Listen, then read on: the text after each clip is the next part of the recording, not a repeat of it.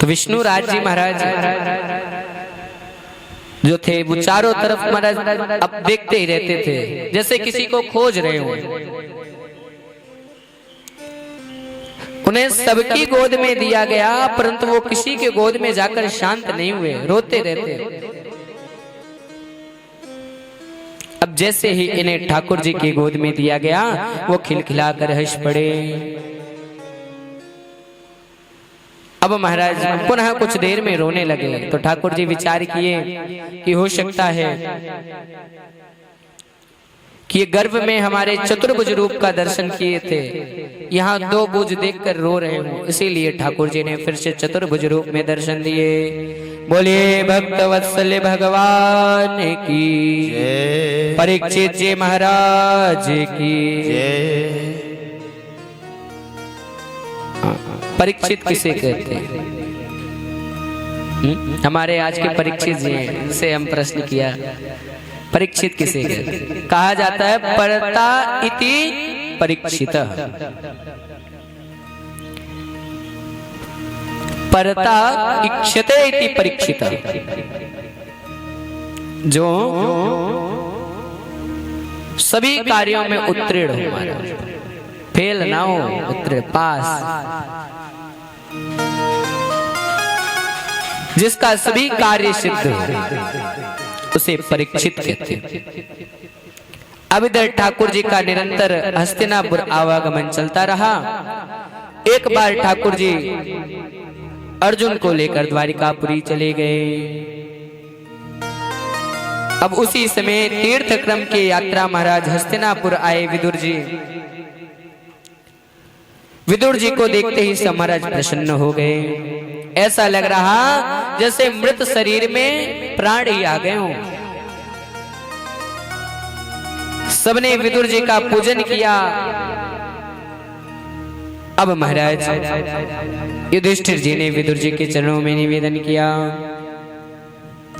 युधिष्ठिर जी ने कहा, काका जी आप जैसे संतों में अपने आप को पवित्र करने नहीं जाते यात्रा में, हाँ आप तो उन संतों के चरणारविंद से तीर्थ पवित्र हो जाते हैं। संत अपने आप को थोड़ी ना पवित्र करने जाते हैं, संत के चरणारविंद से तीर्थ स्वयं पवित्र हो जाते हैं। साधूनां दर्शनम पुण्यम तीर्थम भूता हि साधवा कालेन फलते तीर्थम सद्य साधु समागम। कहा जाता है तीर्थ समय आने पर ही आपको लाभ दे सकता है। अभी जैसे महाराज महाकुंभ लगा था, स्नान किए कि नहीं आप नहीं आ पाए? किसी ने नहीं कर पाया महाकुंभ का स्नान? अच्छा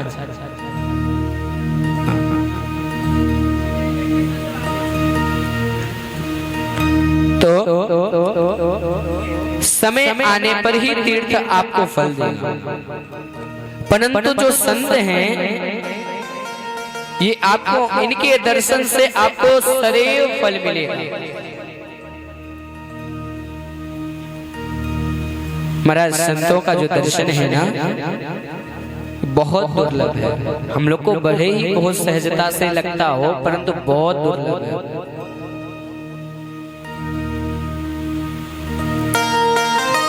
क्योंकि विदुर जी विचार किए,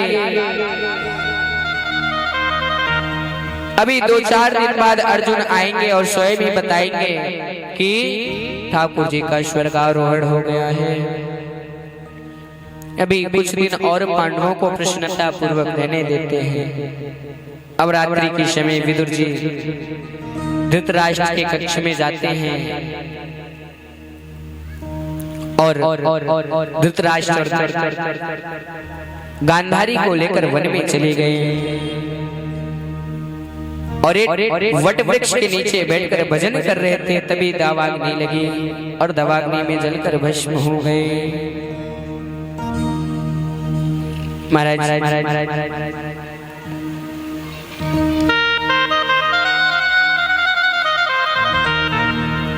अब कुछ में पश्चात अर्जुन जी आते हैं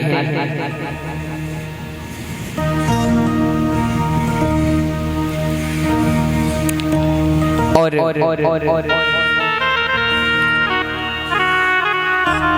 उन्हें जब पता चला हस्तिनापुर आए और पांडवों से बताए कि प्रभु यदुवंशु वरुण आमंत्रा पीकर आपस में लड़कर मृत्यु को प्राप्त हो गए, कुछ ही शेष बचे। श्री कृष्ण और बलराम भी अपने धाम को चले गए।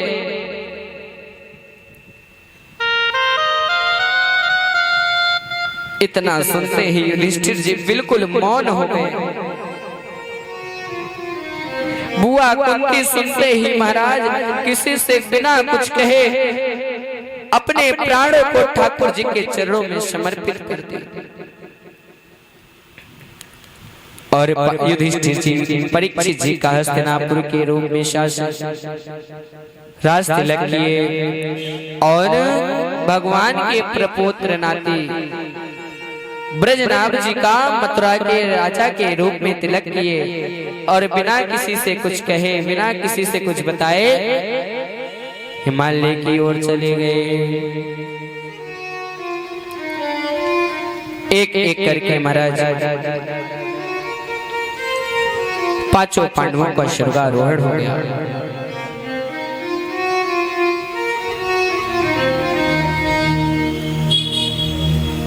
अब आगे महाराज इसी क्रम में परीक्षित जी महाराज ने राज्य को संभाला। समय आने पर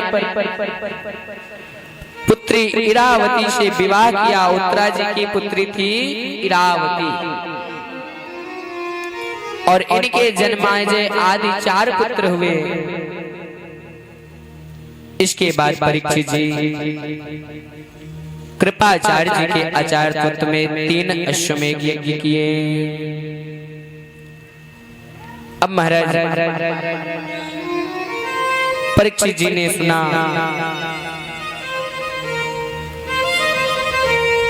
कि मेरे राज्य में यत्र तत्र कलयुग का प्रभाव सुनाई दे रहा।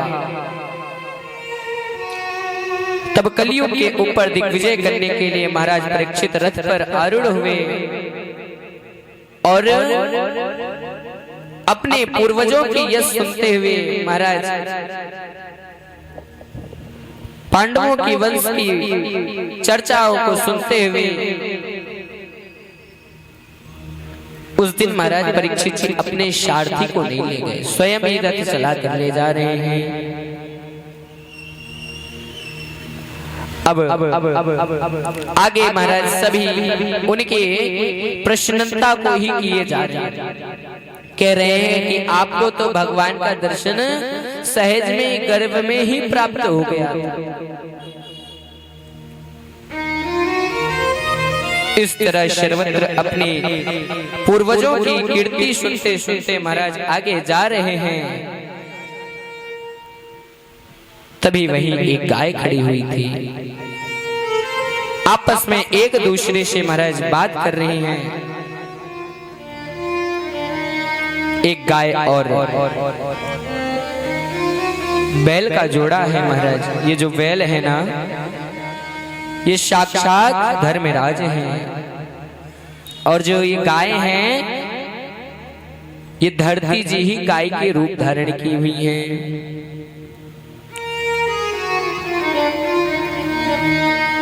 अब महाराज परीक्षित जी देखते हैं कि एक दुष्ट पुरुष राजा का भेष धारण करके एक नीच की भांति महाराज गाय और बैल के जोड़ों को मार रहा है। ऐसे अत्याचार को देखकर परीक्षित जी क्रोधित हो गए। परीक्षित जी चिल्लाते हुए बोले, अरे दोस्त, तू कौन है? मेरे राज्य में ऐसी दुष्टता कर रहा है। तूने भेष तो राजा का धारण किया हुआ है, किंतु तेरा कार्य किसी नीच के भांति है। क्या तूने ये सोच लिया? श्री कृष्ण और अर्जुन के जाने के बाद तेरे ऊपर शासन करने वाला कोई नहीं है।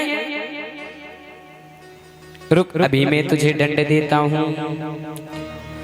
अब महाराज गाय और बैल को शांतिवना दिए। बैल रूपी धर्म ने राजन को सब बताया कि मैं धर्म ही बैल के रूप में धारण किया हूं, और ये साक्षात पृथ्वी मैया है जो गाय के रूप धारण की हुई हैं।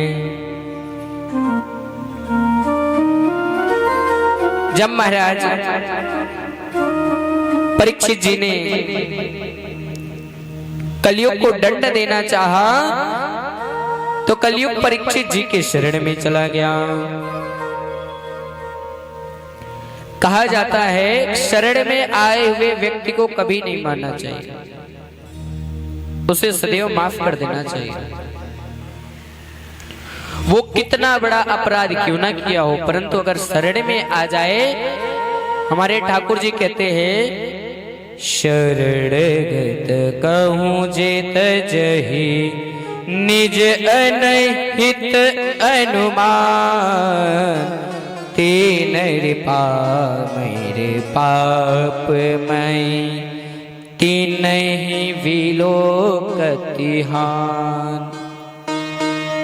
शरण में आए हुए व्यक्ति को यदि आप क्षमा नहीं करते ना, तो आपको स्वयं भी पाप लग सकते हैं। यह विचार करते हुए परीक्षित जी कहते हैं जाओ, मैं तुम्हें दंड तो नहीं दूंगा, परंतु तुम मेरे राज्य को छोड़कर चले जाओ। तो कलयुग कहता है प्रभु चारों तरफ तो आपका ही राज्य है, मैं कहां जाऊं?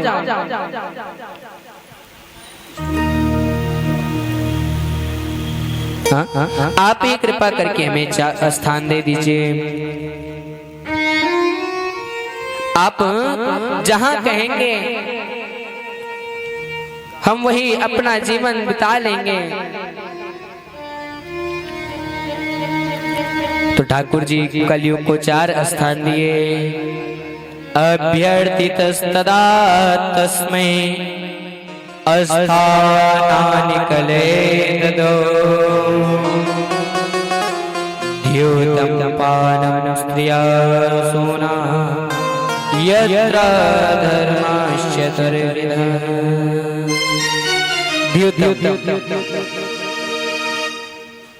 यानी महाराज जहां जुआ खेला जाता है,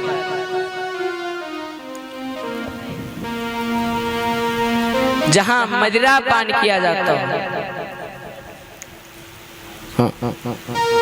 जहां व्यभिचार होता हो और जहां हिंसा होती हो, वहां कलयुग रहता है। ये 4 प्रकार के अधर्म जहां होते हैं वहां अवश्य कलयुग निवास करता है। अब कलयुग ने कहा महाराज आपने तो महाराज कचड़े में जगह दे दी हमें, एकदम जैसे मिली महाराज वैसे दे दिए। मान लो हमारे रिश्तेदार आ गए कोई मिलने, तो उनको हम क्या दिखाएंगे? एक आप तो डाइनिंग हॉल दे दो बढ़िया से बैठाने उठाने के लिए।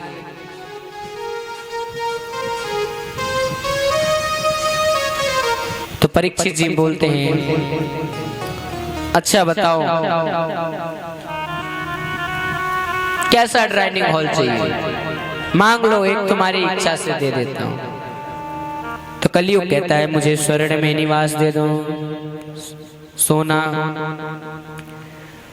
तो भगवान कहते हैं, परीक्षित जी कहते हैं कि भगवान स्वयं कहते हैं कि मैं धातु नाम असि कंचनम, उसमें तो भगवान का निवास रहता है, तो मैं उसमें कैसे तुम्हारा स्थान दे दूं? अच्छा ठीक है, जब इतना ही कहते हो तो मैं स्वर्ण में निवास तो दे दूंगा, हाँ सोने और धन में निवास तो दे दूंगा, परंतु वह धन जो अधर्म रूपी कमाया गया हो, जो 2 नंबर 4 नंबर से कमाया गया धन हो, उसमें तेरा निवास होगा। इसीलिए महाराज जिसके पास 2 नंबर 4 नंबर का धन रहता है ना, उसके घर अवश्य कलयुग निवास करता है, और निश्चित रूप से। हाँ, इधर भक्ति स्वरूप हमारे माताएं जितनी विद्यमान हैं, अगर अधर्म रूपी कुछ पॉकेट मनी मारे हो ना, तो ले आग कथा समर्पित कर देना, ठीक है। हाँ, जो अपने पति के पीठ पीछे आप लोग पर्स से निकाले हो थोड़ा बहुत, वो ले आके ठाकुर जी के चरणों में समर्पित कर देना। अब ठाकुर जी 5वां स्थान कलयुग को स्वर्ण में दे दिए। अब महाराज एक बार परीक्षित जी महाराज धनुष लेकर वन में मृगया के लिए गए। मृगों का पीछे करते करते बहुत अधिक भूख प्यास से व्याकुल हो गए।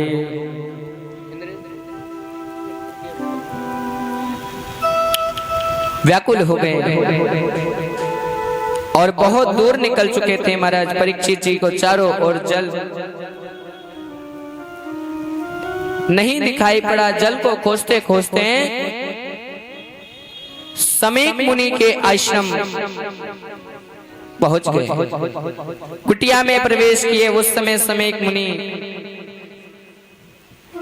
समाधि में बैठे हुए थे। परीक्षित जी समाधि में बैठे समीक मुनि जी को बहुत आवाज दी, परंतु वो समाधि से बाहर नहीं आए। तो उस समय परीक्षित जी को लगा कि ये झूठा समाधि में बैठे हुए हैं, जिससे इन्हें स्वागत न करनी पड़े हमारी, इसलिए ये समाधि का ढोंग रच रहे हैं। तब परीक्षित जी महाराज ने अपने बाणों की नोक से, महाराज एक मृत सर्प वहीं पड़ा था, अपने बाणों की नोक से वो सर्प को उठाए और समीक मुनि जी के गले में डाल दिया। उस समय परीक्षित जी स्वर्ण मुकुट धारण किए हुए थे। वह मुकुट अधर्मी जरासंध का था। अब महाराज उसमें भी कलयुग मौका देखकर तुरंत प्रवेश कर गया। अब परीक्षित जी के मति को भ्रमित कर दिया। परीक्षित जी से इतना बड़ा महाराज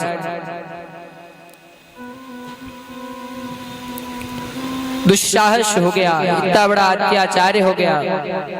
अब परीक्षित जी वहां से आए अपने महल में। जैसे ही उस मुकुट को निकाले, वैसे ही उन्हें ज्ञात हो गया, अरे मैंने कितना बड़ा अत्याचार कर दिया। इस अत्याचार से तो हमें तुरंत मृत्यु की दंड मिलनी चाहिए। परंतु इधर श्रृंगी ऋषि से कुछ मुनि जी के, समीक मुनि जी के शिष्यों ने जाकर श्रृंगी ऋषि से बताया कि तुम्हारे पिता के गले में किसी ने मृत सर्प डाल दिया है। समीक मुनि जी गंडकी नदी के तट पर संध्या कर रहे थे। उन्होंने अपने तपोदृष्टि से देखा कि ऐसा दुस्साहस कौन ने किया, और उन्होंने गंडकी नदी के जल को लेकर वहीं अभिमंत्रित करके श्राप दे दिया कि इति लंघित मर्यादम तक्षका सप्तमे हने दहश्यतम कुलांगारम चोदितम तद्नुद्गृह।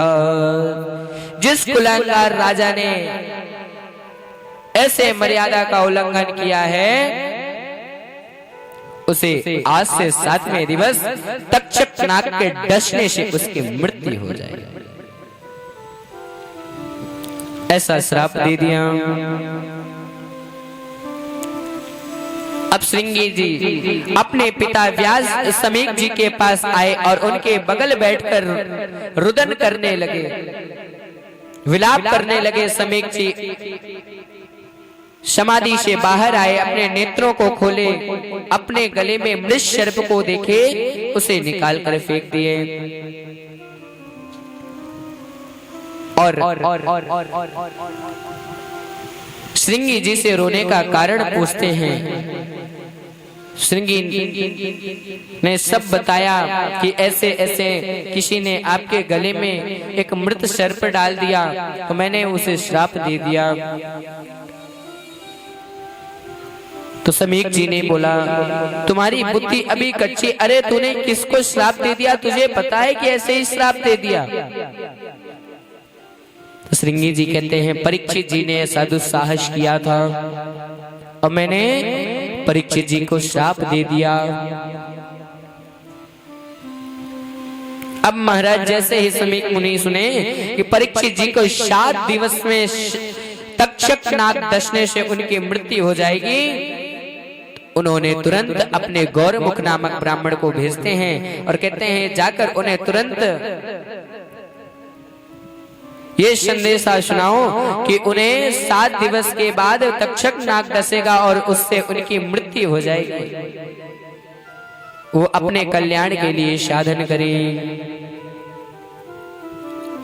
तब महाराज इधर परीक्षित जी जैसे ही अपने मुकुट को उतारे तो उन्हें बहुत ज्ञानी हुई कि मैंने इतना बड़ा अत्याचार कर दिया, एक संत ब्राह्मण का अपमान कर दिया, मुझे तो मृत्यु की दंड मिलनी चाहिए।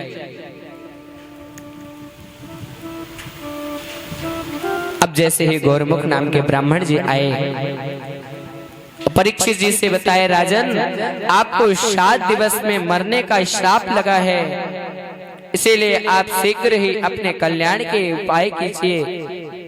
तब उसी समय परीक्षित जी जन्मेजय का हस्तिनापुर के राज्य के रूप में, राजा के रूप में राज्य तिलक किया और उसी समय किसी से कुछ कहे बिना ही गंगा जी के तरफ सुक्ताल के तट पर आ गए। यवै लक्ष्ये तुलसी विमम्रशे कृष्णा त्रिप्रेणकमदे नेत्र पुन्ति पुनातिलोकनुभयन्त्र शेषान् कस्तां न सेवेत मरीष्यमाण।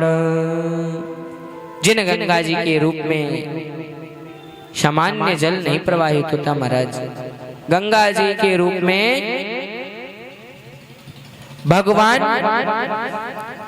कि चरणा रेणु ही प्रवाहित हो रही हैं, गंगा जी के रूप में भगवान का चरणा अमृत प्रवाहित हो rही है। ऐसे गंगा जी के तट पर परीक्षित जी पहुंचे और महाराज परीक्षित जी से पहुंचने के पूर्व ही ब्रह्मांड के जितने भी संत थे, जितने भी महात्मा थे, जो महाराज स्वयं में तीर्थ को पवित्र करने की सामर्थ्य रखते थे, वो भी महाराज गंगा जी के तट पर परीक्षित जी के कल्याण का संकल्प लेकर विराजमान है।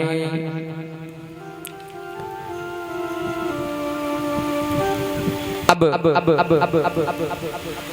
आगे सुखदेव जी महाराज का इंतजार हो रहा है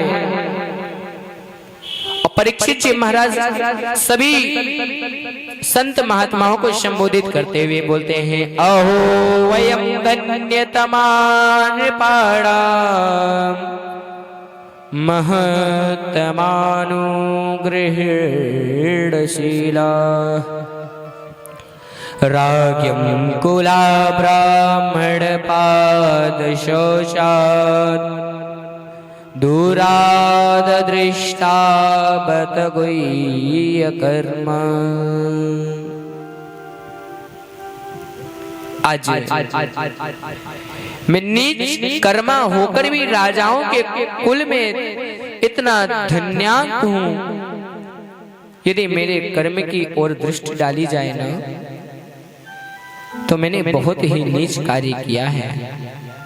एक सदाचारी ब्राह्मण का अपमान किया है, किंतु इसके बाद भी इतने महापुरुषों को हमें दर्शन प्राप्त हो रहा है। ये बड़े ही सौभाग्य की बात है। महाराज, यहाँ तक जिन श्रृंगी ऋषि ने परीक्षित जी को श्राप दिया था, वह श्रृंगी ऋषि भी परीक्षित जी के कल्याण का संकल्प लेकर विद्यमान है। तब तक महाराज गंगा तट पर तत्रा भवत भगवान व्यास पुत्रो यदृश्यगामटटमो नमेक्षः अलक्षलिंगो नीलभतुष्टो वृतस्य बालै खलधूतभीषः। उसी समय भगवान व्यास नंदन श्री सुखदेव जी महाराज अपनी इच्छा से भ्रमण करते हुए वहां पधारे हैं। बोलिए श्री सुखदेव जी महाराज की जय। जिन्हें किसी भी राजा से कोई अपेक्षा नहीं थी, जिनके देह में महाराज कोई वर्ण कोई संप्रदाय का चिन्ह नहीं था, उनके पिता व्यास जी, पितामह पराशर जी, इनके प्रपितामह वशिष्ठ जी भी महाराज इन्हें देखकर खड़े हो गए। जितने भी महात्मा थे सब खड़े हो गए। सुखदेव जी महाराज सीधा व्यास आसन पर जाकर विराजमान हो गए। तब परीक्षित जी महाराज ने श्रद्धा पूर्वक सुखदेव जी महाराज का पूजन किया और सुखदेव जी महाराज के चरणों में निवेदन किए, एषा स्मरणात् पुंसा सत्य स्मरण शुद्ध्यते किम पुनर्दर्शनात् स्पर्शात् पाशशोषा सुखादिभिः। जिन महापुरुषों का कोई स्मरण मात्र ही कर ले, उसका हृदय उसका घर पवित्र हो जाता है। फिर किसी भाग्यशाली होगा महाराज, जैसे संतों का दर्शन हो रहा है, स्पर्श हो रहा है, चरणामृत प्राप्त हो रहा है। परीक्षित जी महाराज कह रहे हैं, हे योगियों में परम गुरु, आपके चरणों में मेरा निवेदन है कि जो